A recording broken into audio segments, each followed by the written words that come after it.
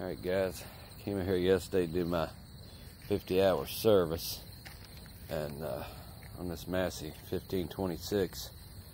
And of course nothing ever works as planned. So I went down here and I found out this is where my fuel filter is. I mean my oil filter. And when I got to this, I realized of course I couldn't get the filter out with a standard wrench. So I had to cut the wire ties that held these lines in here. I took this bolt out to lift up my fuel filter. I've only had one cup of coffee this morning, so bear with me here. And then of course I had to go to AutoZone and buy this end cap fuel filter, end cap wrench. This made the difference. It's an F-cap wrench, oil filter F-cap wrench. I used an adapter to break down the socket size, and that worked pretty good. What you got to realize though is when you insert this into this F-cap,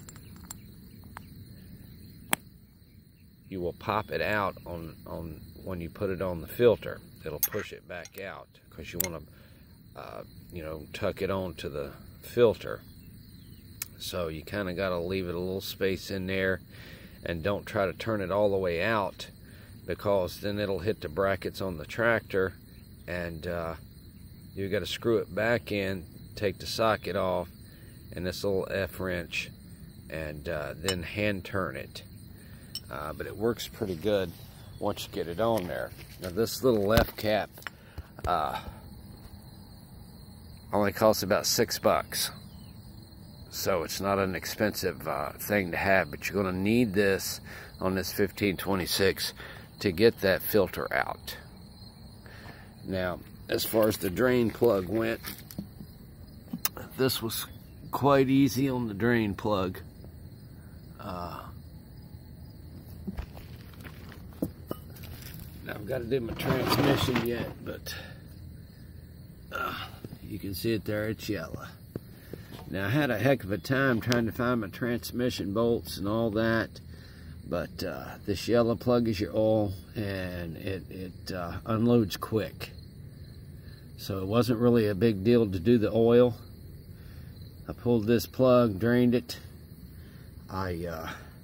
Once I got my F wrench, I had no problem getting my filter off up here. And when I filled it, unlike most things nowadays, it's not simple. Here's your oil cap, but that's not where you fill it.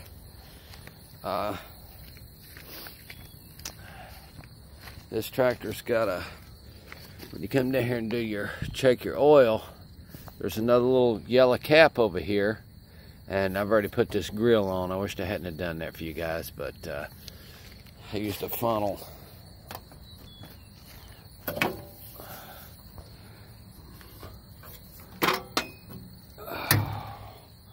Those pop off pretty easily. Now can you see that right there next to it? That's where you fill it. Why, I don't know why it's different, but anyway, used a long funnel, filled it, it done great. Now once you get everything put back together, and if you're a little low after starting it, then you fill it from the top.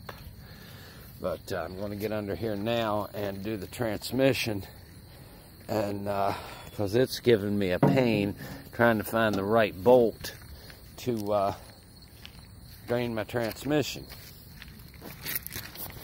Oh, I mean, it makes it look like it's right here in the front, but it really isn't. I think it's back here, right there. I'm going to try that one and see if that drains my transmission, and then I think it's got another one on the other side of that bracket, right in there.